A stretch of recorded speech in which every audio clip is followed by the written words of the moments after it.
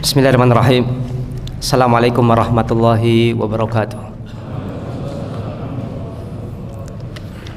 Innal hamdalillah nahmaduhu wa nasta'inuhu wa nastaghfiruh wa na'udzu billahi min syururi anfusina wa min sayyiati a'malina may yahdihillahu fala mudilla lahu wa may yudlil fala hadiyalah. Wa asyhadu an la ilaha illallah wahdahu la syarikalah wa asyhadu anna Muhammadan abduhu wa rasuluhu la nabiyya ba'dah. Allahumma salli wa sallim wa barik ala nabiyyina Muhammadin wa ala alihi wa sahbihi wa man tabi'ahum bi ihsanin ila yaumidin, amma ba'd. Kaum muslimin dan muslimah rahimani wa rahimakumullah. Suatu ketika Nabi sallallahu alaihi wasallam pernah menyampaikan kepada para sahabat beliau hadis beliau yang mulia, di mana Nabi sallallahu alaihi wasallam menyampaikan, wa ma taqarraba ilayya 'abdi bi syai'in ahabba ilayya mimma aftaratuhu alaihi. Dan tidaklah hambaku mendekatkan diri kepadaku dengan sesuatu yang lebih aku cintai daripada hal-hal yang aku wajibkan kepadanya. Wala yazalu 'abdi yataqarrabu ilayya bin nawafili hatta uhibbah. Dan senantiasa hambaku mendekatkan diri kepadaku dengan amalan-amalan yang sunnah sampai kemudian aku pun mencintainya. Maka dalam hadis yang mulia ini Rasulullah sallallahu alaihi wasallam menceritakan tentang sebuah firman Allah Subhanahu wa taala dalam hadis qudsi, di mana Allah Subhanahu wa taala menyatakan bahwasanya hal yang paling Allah Subhanahu wa taala cintai bagi hambanya itu adalah ketika seorang hamba mengerjakan apa yang Allah Subhanahu wa taala wajibkan kepadanya. Kemudian di sisi yang lain Allah Subhanahu wa taala pun kemudian memberikan kecintaannya kepada hamba-hambanya ketika hambanya ini betul-betul semangat untuk melakukan amalan-amalan yang Allah Subhanahu wa taala anjurkan. Maka dalam hadis ini menunjukkan kepada kita bahwasanya Allah Subhanahu wa taala paling mencintai amalan yang wajib daripada amalan yang sunnah ataupun dianjurkan. Dan seorang muslim yang bijak adalah ketika dalam beramal kepada Allah Subhanahu wa taala dia memiliki konsep adalah bagaimanakah supaya Allah Subhanahu wa taala ridho kepadanya, bukan beramal sesuai dengan moodnya, sesuai dengan hawa nafsunya ataupun sedang semangat untuk melakukan apa. Maka konsep kita dalam beramal adalah bagaimanakah dalam amal kita ini mendapatkan ridho dari Allah Subhanahu wa taala yang maksimal. Dan sampai kemudian kita beramal tergantung dengan mood kita ataupun tergantung dengan hawa nafsu kita. Karena amalan yang kemudian diinginkan oleh Allah Subhanahu wa taala adalah amalan yang kemudian ikhlas untuk Allah Subhanahu wa taala, bukan kemudian disisipi oleh keinginan hawa nafsu. Maka amalan-amalan yang wajib, maka ini secara umum harus kemudian kita lebih utamakan daripada amalan-amalan yang sunnah ketika waktunya sempit dan ketika tidak mungkin untuk kemudian melakukan semuanya. Maka misalkan ketika seseorang dia sholat ke masjid, kemudian sampai di masjid kemudian iqamah dikumandangkan, maka yang wajib baginya adalah kemudian ikut serta dari awal untuk bersama dengan imam, mulai dari takbiratul ihram, daripada kemudian dia sibukkan dirinya untuk sholat sunnah tahiyatul masjid. Begitu pula ketika seseorang masbuk dalam sholat, misalkan sholat zuhur, di mana sholat zuhur adalah sholat yang sir, bacaannya dilirihkan, maka kemudian dia masuk ke dalam rakaat pertama dan tentunya dia tidak tahu apakah ini imam baru takbiratul ihram ataukah imam ini sudah mau rukuk. Maka yang jauh lebih diutamakan itu adalah kemudian makmum tersebut membaca surat Al-Fatihah daripada untuk kemudian menyibukkan dirinya membaca doa istiftah, karena membaca surat Al-Fatihah adalah merupakan rukun salat, sedangkan membaca doa istiftah hukumnya adalah dianjurkan. Maka demikian pula ketika seseorang terlambat untuk sholat Jumat, dia hadir di masjid dalam kondisi azan telah dikumandangkan, sedang dikumandangkan, maka yang tepat bagi makmum tersebut adalah dia mendahulukan untuk segera sholat tahiyatul masjid daripada untuk kemudian berdiam diri mendengarkan adzan ataupun menjawab adzan. Karena dengan dia segera salat tahiyatul masjid, kemudian dia selesai salat tahiyatul masjidnya, maka dia bisa menunaikan kewajibannya, yaitu mendengarkan khutbah khatib. Karena mendengarkan khutbah khatib dalam Jumat itu adalah wajib.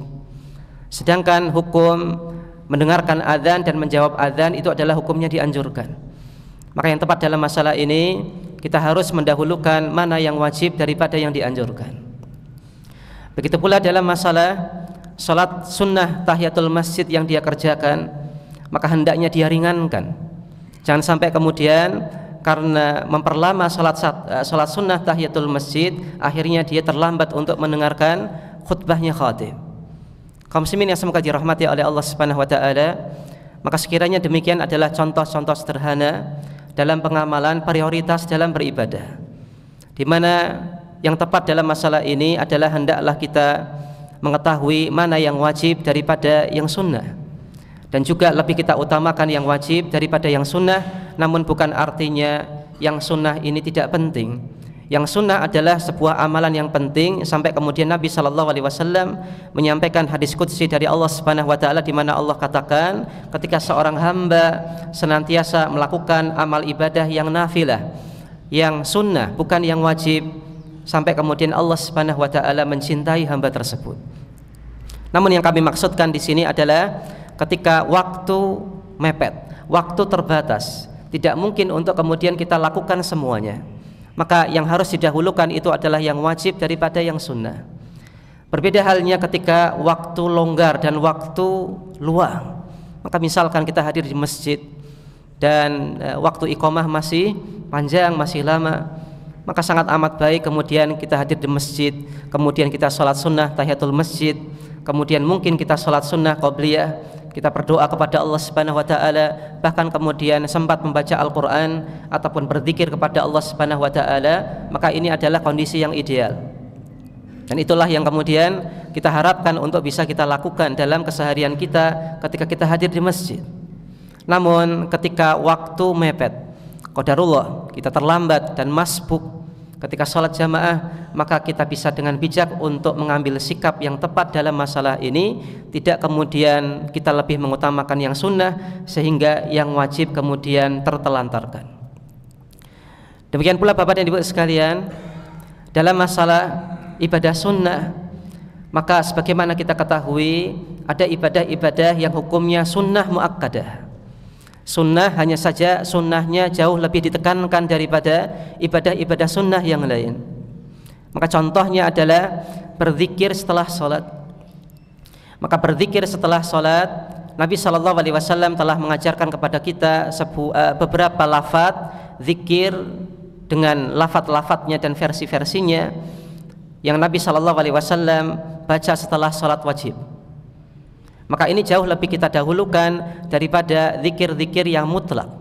Maka misalkan Nabi SAW mengajarkan kepada kita setelah sholat untuk kemudian mengucapkan istighfar 3 kali ataupun alhamdulillah 3 kali. Kemudian kita mengucapkan zikir subhanallah, alhamdulillah dan Allahu akbar, di antaranya adalah dengan bilangan masing-masing 33, yaitu dengan kita membaca masing-masing subhanallah, subhanallah, subhanallah sebanyak 33 kali, alhamdulillah, alhamdulillah 33 kali, Allahu akbar sampai kemudian 33 kali. Ataupun boleh pula kita gabung menjadi satu lafaz, subhanallah walhamdulillah wallahu akbar, kemudian kita baca sampai 33 kali.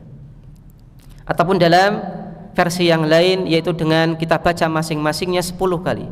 Subhanallah 3 kali, alhamdulillah subhanallah 10 kali, alhamdulillah 10 kali, Allahu akbar 10 kali. Ataupun dengan versi-versi zikir mutlak yang lainnya yang Nabi SAW ajarkan untuk kita baca setelah sholat. Maka ini jauh lebih utama untuk kita dahulukan daripada mungkin bacaan-bacaan zikir zikir-zikir yang ini tidak dikaitkan dengan masalah waktu dan tempat. Maka misalkan ada seseorang setelah sholatnya mengucapkan la haula wala quwata illa billah, la haula wala quwata illa billah, la haula wala quwata illa billah, maka kita katakan tidak tepat. Kenapa demikian? Karena yang dianjurkan oleh Nabi SAW adalah membaca astagfirullah 3 kali ataupun alhamdulillah 3 kali, kemudian membaca zikir yang muqayyad, yaitu subhanallah, alhamdulillah, Allahu akbar. Maka bukan artinya membaca la haula wala quwata tidak boleh. Boleh. Bahkan merupakan di antara amal soleh. Namun ketika kita tidak prioritaskan mana yang jauh lebih penting, maka inilah yang menjadi kekeliruan yang dilakukan oleh seorang hamba dalam beribadah kepada Allah Subhanahu wa taala. Pada ibu sekalian yang dirahmati oleh Allah Subhanahu wa taala, sebagai gambaran sederhana, maka apabila ada seseorang memancing ikan, maka tentunya di sungai itu akan ada banyak macam ikan. Kira-kira Bapak dan Ibu sekalian, mana yang dia akan utamakan untuk pancing? Misalkan ada ikan sepat, wader, ada ikan patin, nila dan yang lainnya. Mana yang mau diutamakan untuk dipancing? Tentunya yang jauh lebih besar, yang lebih bernilai. Meskipun di situ banyak ikan sepat, wader ataupun yang lainnya. Maka ketika ada seseorang kemudian memancing, mancing apa Pak? Ini dapat sepat buahnya ini. Padahal di situ ada nila, ada patin ataupun ada ikan-ikan yang lebih bernilai yang lainnya, maka kita akan katakan, ya, Anda rugi. Ya, di situ ada ikan yang jauh lebih enak untuk Anda pancing, kenapa tidak Anda pancing? Contoh yang lain dalam masalah ibadah-ibadah yang terbatas waktunya, maka yang tepat dalam masalah ini adalah harusnya kita lebih utamakan ibadah yang waktunya terbatas daripada ibadah yang waktunya longgar. Kaum muslimin yang semoga dirahmati oleh Allah Subhanahu wa taala, maka mungkin kita bisa berikan logika sederhana dalam masalah ini. Di zaman kita banyak sekali model jual beli dengan sistem flash sale, di mana penjual ini menjual dagangannya dengan diskon besar-besaran namun dengan waktu yang terbatas. Meskipun dia pun sediakan barang-barang yang ini pun mungkin diskon namun tidak diskon dengan besar dan dalam waktu yang longgar. Kira-kira pembeli bakal rame dan menyerbu dengan sistem jual beli yang biasa ataukah flash sale? Maka jawabannya adalah biasanya flash sale. Nah, dia berikan diskon dengan jumlah banyak namun waktunya terbatas. Maka ini adalah sekiranya contoh-contoh sederhana dalam kehidupan dunia kita, dan kita bisa pahami bahwasanya tentu kita akan kemudian lebih memancing ikan yang jauh lebih besar dan jauh lebih kemudian bernilai daripada ikan yang kecil-kecil, meskipun sama-sama ikan, meskipun sama-sama dapat ikan. Dan tentunya kita akan lebih mengejar penjual yang kemudian memberikan diskon yang lebih besar dengan waktu yang terbatas daripada mungkin ada diskonnya tapi diskonnya biasa dan dalam waktu yang longgar. Kaum muslimin yang semoga dirahmati oleh Allah Subhanahu wa taala, ya. Maka sebagai contoh dalam masalah ibadah yang kemudian waktunya terbatas, ya, maka apabila kemudian kita berada di bulan Ramadan, maka tentunya kita pahami Ramadan adalah bulan penuh berkah. Maka di setiap waktunya itu ada keberkahan dari Allah Subhanahu wa taala, sebagaimana yang juga kita ketahui bahwasanya amalan sunnah yang kita lakukan di bulan Ramadan boleh jadi Allah Subhanahu wa taala nilai pahalanya sebagaimana pahala wajib di luar bulan Ramadan, yang mana tentunya untuk pahala wajib yang seorang hamba lakukan di bulan Ramadan tentunya akan Allah lipat gandakan pahala-pahala wajibnya kalau dibandingkan dengan pahala wajib yang dilakukan seorang hamba di luar bulan Ramadan. Maka seorang hamba yang bijak dalam masalah menyikapi Ramadan, dia maksimalkan fokusnya untuk melakukan berbagai macam ibadah di bulan Ramadan. Tidak kemudian dia anggap dan nilai Ramadan sama sebagaimana bulan-bulan yang lain. Maka sikap banyak kaum muslimin yang kemudian di bulan Ramadan rame-rame hadir ke masjid, kemudian rame-rame membaca Al-Quran, maka sekiranya dari sisi ini sudah tepat. Dan alhamdulillah kaum muslimin memahami hal tersebut. Meskipun mungkin di sisi yang lain banyak di antara kita yang kemudian perlu untuk menjaga keistiqomahan untuk beribadah di bulan Ramadan. Kaum muslimin yang semoga dirahmati oleh Allah Subhanahu wa taala, maka jangan sampai kemudian bulan Ramadan ini kita anggap sama sebagaimana bulan yang lain. Kualitas dan kuantitas membaca Al-Quran kita sama, dengan bulan yang lain, kemudian kualitas dan kuantitas sholat sunnah kita sama dengan bulan-bulan yang lain, maka jangan sampai demikian, karena kita pahami bulan Ramadan itu adalah bulan yang spesial, bulan yang terbatas, hanya dalam waktu sekitar 29 atau 30 hari Allah Subhanahu wa taala berikan pelipat gandaan pahala, dan juga Allah Subhanahu wa taala limpahkan maghfirahnya. Dan juga kaum muslimin sekalian, terdapat ibadah-ibadah yang sekiranya spesial di bulan Ramadan. Di antaranya adalah ibadah sunnah salat tarawih secara berjamaah. Maka salat tarawih memang betul ini adalah ibadah sunnah. Namun kemudian Nabi SAW mengajarkan kepada para sahabatnya dalam dua cara. Cara yang pertama adalah ketika seseorang melaksanakannya dengan berjamaah. Yang kedua adalah melaksanakannya dengan sendirian.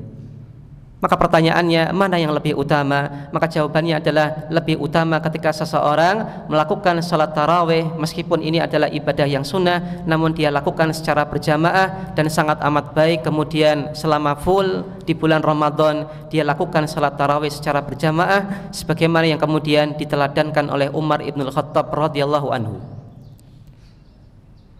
Daripada kemudian dia utamakan mungkin untuk kebiasaannya salat witir setelah tidur, ataupun salat tahajud sebelum tidur setelah salat isya, maka lebih utama untuk kemudian melakukan salat tarawih sebagaimana yang kemudian diajarkan oleh sahabat Nabi SAW Umar ibn Khattab radhiyallahu anhu.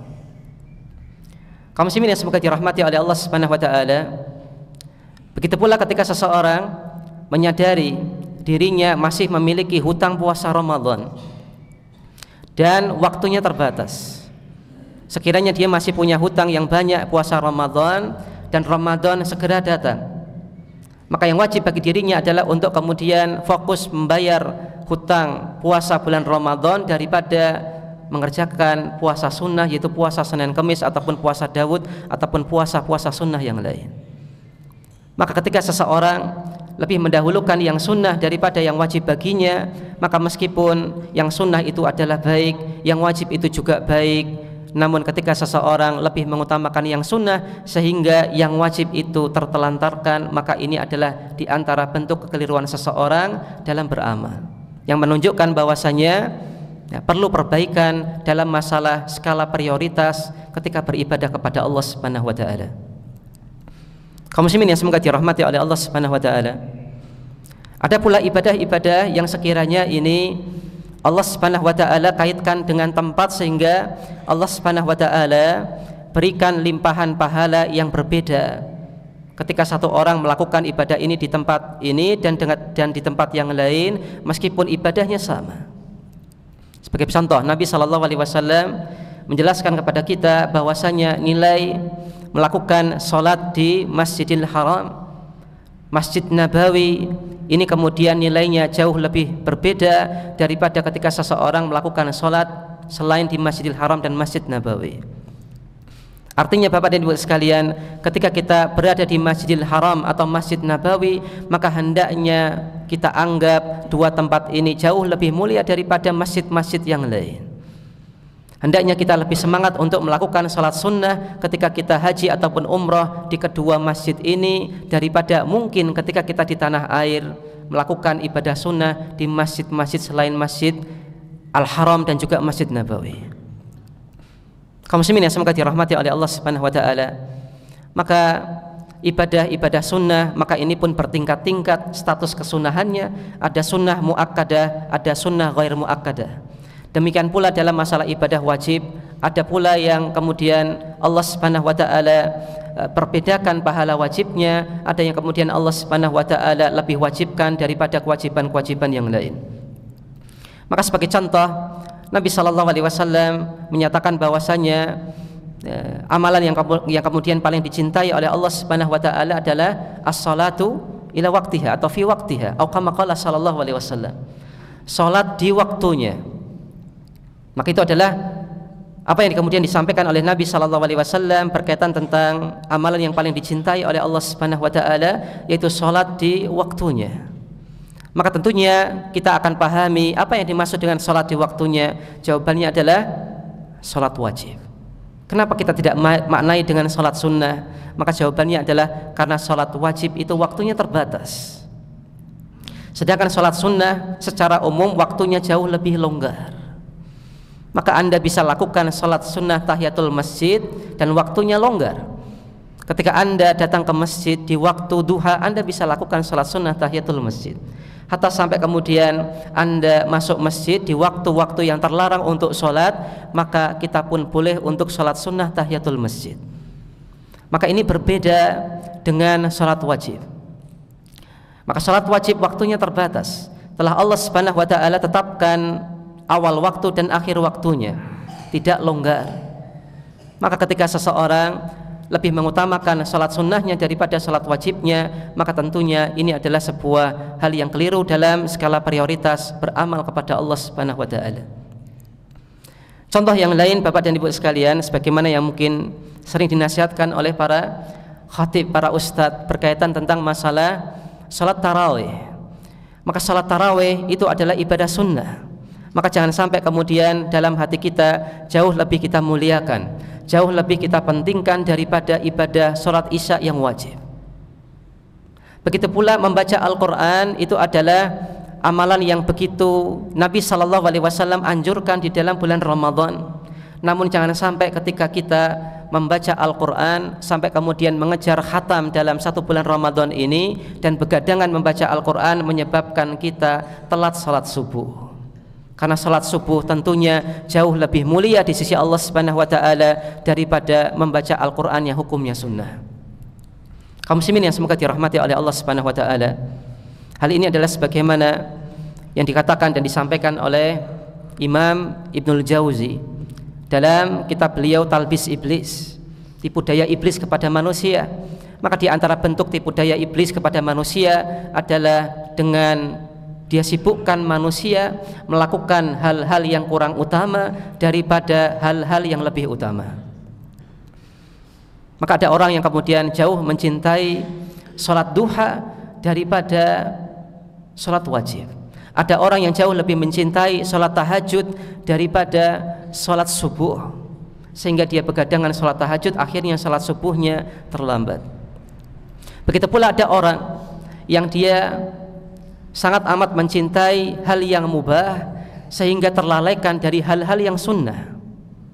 Contoh Bapak dan Ibu sekalian, mungkin bagi kita yang mungkin suka dengan menonton pertandingan olahraga, entah itu sepak bola, entah itu badminton ataupun yang lainnya yang kemudian ditayangkan di televisi, maka toh andaikan kita katakan hukum menonton pertandingan olahraga pada asalnya adalah mubah, namun ketika yang mubah ini melalaikan kita dari ibadah yang sunnah, ini pun merupakan sebuah kekeliruan dalam beribadah kepada Allah Subhanahu wa ta'ala. Jangan sampai kemudian kita rela untuk kemudian bangun malam, begadangan malam untuk nonton bola tanpa kemudian kita sholat malam kepada Allah Subhanahu wa ta'ala. Bahkan kemudian tidur atau bahkan ketiduran sampai kemudian terlalaikan dari sholat subuh. Maka Bapak dan Ibu sekalian, ketika hal yang mubah ini kita sikapi dengan berlebihan, maka boleh jadi ini menjadi sebuah keburukan bagi seorang hamba karena dia melalaikan ibadah-ibadah yang sunnah. Sebagai contoh yang lain, makan adalah sebuah hal yang mubah. Bapak dan Ibu sekalian boleh makan makanan apapun sesuai dengan porsi kita tentunya. Maka boleh makan kemudian makan sate, kemudian makan roti, kemudian makan yang lain. Namun dalam masalah ibadah buka puasa, tentunya Nabi SAW memiliki tuntunan dalam masalah ibadah puasa, buka puasa. Maka di antara tuntunan Nabi SAW dalam berbuka puasa adalah di antaranya dengan beliau SAW memakan beberapa butir kurma, dalam satu riwayat 3 butir kurma, daripada makan makanan yang lain. Atau kalau seandainya tidak ada kurma, maka beliau SAW minum air putih beberapa teguk. Kemudian Nabi SAW mungkin baru makan makanan yang lain. Maka ketika momen berbuka puasa, betul kita bebas untuk kemudian makan apapun. Namun ketika kita mengetahui ada anjuran, ada sunnah dari Nabi Shallallahu Alaihi Wasallam untuk apa yang kita dahulukan untuk kita makan atau kita minum, maka yang bijak dalam masalah ini sepanjang kita mampu untuk kemudian makan kurma terlebih dahulu ataupun minum air putih terlebih dahulu, maka itulah yang kemudian lebih kita utamakan daripada makanan dan minuman yang lain, meskipun sebenarnya pun tidak terlalu salah apabila seseorang buka puasa dengan gorengan, buka puasa dengan sate, buka puasa dengan makan nasi, maka tidak salah. Tapi di sini perlu kita koreksi sikap bijak kita apabila kita masih bisa menyediakan kurma. Ada kurma, bahkan air putih semua kita punya. Maka kenapa tidak kita jauh lebih utamakan sebagaimana Nabi Shallallahu Alaihi Wasallam teladankan untuk kemudian berbuka dengan beberapa butir kurma ataupun dengan meneguk air putih daripada kemudian memakan hal yang lain ataupun meminum minuman yang lain. Kaum muslimin yang semoga dirahmati oleh Allah Subhanahu Wa Taala, maka jangan sampai kemudian hal yang mubah melalaikan kita dari hal-hal yang sunnah. Begitu pula jangan sampai seseorang lebih fokus pada hal yang sunnah daripada hal yang wajib. Contoh Bapak dan Ibu sekalian, suatu ketika di zaman Nabi Shallallahu Alaihi Wasallam ada seorang pemuda yang kemudian meminta izin kepada Nabi Shallallahu Alaihi Wasallam untuk ikut serta berjihad fisabilillah. Maka di awal Nabi Shallallahu Alaihi Wasallam mempersilahkan pemuda tersebut untuk ikut serta jihad fisabilillah. Namun kemudian segera Nabi Shallallahu Alaihi Wasallam meralat apa yang beliau putuskan dengan beliau bertanya kepada sang pemuda, apakah engkau masih punya dua orang tua? Maka sang pemuda menjawab, ya wahai Nabi Shallallahu Alaihi Wasallam, bahkan orang tua saya sudah sepuh. Maka kemudian Nabi Shallallahu Alaihi Wasallam mengatakan, irji, pulang, gak usah berjihad, silahkan tunaikan bakti anda kepada kedua orang tua anda.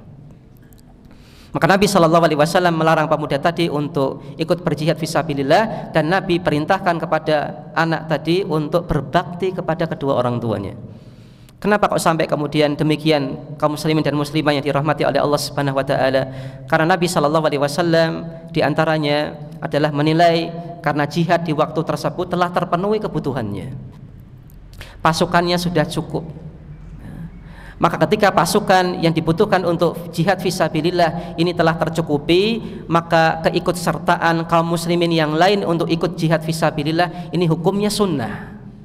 Kenapa? Karena kebutuhannya telah tercukupi. Maka ketika ada orang yang kemudian mendaftar, Nabi Shallallahu Alaihi Wasallam, saya mau ikut jihad, padahal pasukan sudah terpenuhi jumlahnya, maka hukum bagi orang yang mendaftar tersebut untuk jihad fisabilillah adalah dianjurkan. Yang mana kemudian Nabi Shallallahu Alaihi Wasallam menilai masih ada amalan wajib yang kemudian perlu didahulukan oleh sang pemuda daripada amalan sunnah tersebut, yaitu berbakti kepada kedua orang tua. Maka Nabi Shallallahu Alaihi Wasallam perintahkan pemuda tersebut untuk kemudian pulang, berbaktilah kepada kedua orang tua anda, jangan ikut jihad fisabilillah. Bahkan kaum muslimin yang semoga dirahmati oleh Allah Subhanahu Wa Taala, dalam masalah ibadah wajib pun ini bertingkat-tingkat. Sebagaimana contoh yang dilakukan oleh Umar ibn Khattab radhiyallahu anhu, ketika beliau radhiyallahu anhu ini mengutus pasukan untuk kemudian berjihad fisabilillah.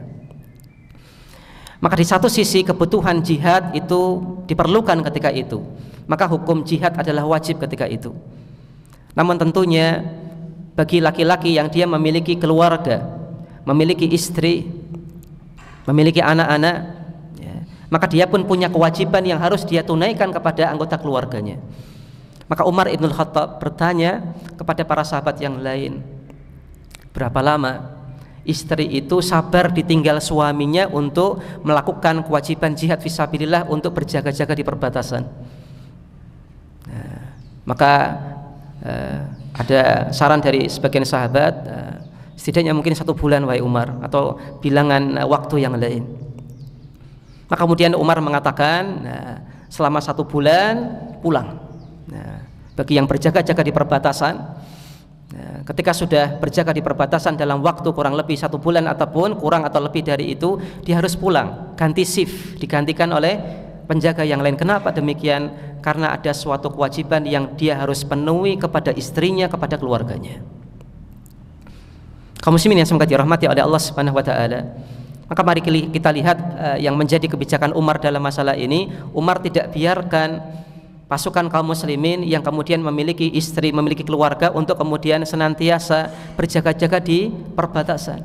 Tapi Umar radhiyallahu anhu mengambil kebijakan, ya selama sebulan ganti shift, pulang, temui keluarganya, temui anaknya, digantikan oleh muslimin yang lain. Kenapa? Karena Umar memahami memang betul kebutuhan berjaga di perbatasan itu adalah sebuah kewajiban, namun ada kewajiban-kewajiban yang lain yang harus ditunaikan oleh seorang kepala keluarga, yang pun kemudian diberi kesempatan oleh Umar untuk ditunaikan kepala keluarga kepada keluarganya.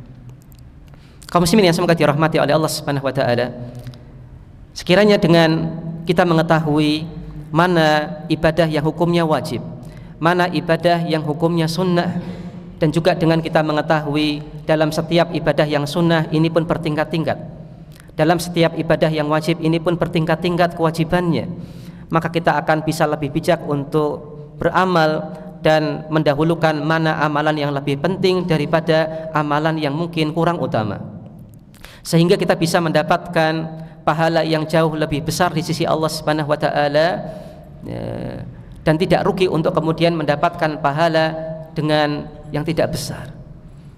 Kaum muslimin yang semoga dirahmati oleh Allah Subhanahu wa taala, maka sekiranya dengan hal ini pula kita akan kemudian bisa terbebas dari jerat-jerat tipu daya iblis, di mana sebagaimana kami sampaikan, iblis ini menggoda kita, diantaranya adalah dalam bentuk kita menyibukkan diri dalam hal yang mubah, terlalaikan dari ibadah yang sunnah, menyibukkan diri dalam ibadah yang sunnah, terlalaikan dari ibadah yang wajib. Maka mungkin seorang anak, dia mungkin semangat untuk menuntut ilmu, semangat untuk bekerja, namun jangan lupakan dia punya kedua orang tua. Jangan sampai dengan pekerjaannya, jangan sampai kesibukannya dalam menuntut ilmu, dia lupakan kewajibannya dalam berbakti kepada kedua orang tua. Kaum muslimin yang semoga dirahmati oleh Allah Subhanahu wa taala, maka demikian sekiranya yang bisa kami sampaikan sebagai nasihat kita bersama, sehingga semoga Allah Subhanahu wa taala menjadikan kita hamba-hambanya yang bijak dalam menyikapi amal ibadah, dan juga bisa lebih memprioritaskan mana yang harus kita prioritaskan dalam amal daripada yang mungkin kurang kita prioritaskan, sehingga kita bisa maksimal dalam menghamba kepada Allah Subhanahu wa taala. Dan semoga Allah Subhanahu wa taala berikan kita waktu untuk kemudian kita senantiasa memperbaiki diri kita di hadapan Allah Subhanahu wa taala, dan semoga Allah Subhanahu wa taala pertemukan kita dengan bulan Ramadan. Amin. Dan juga Bapak dan Ibu sekalian, mari kita doakan bersama masing-masing di antara kita, sebagaimana tadi disampaikan bahwasanya Pak Dhani yang merupakan pengurus Masjid Al-Aman ini sedang diuji oleh Allah Subhanahu wa taala dengan sakit.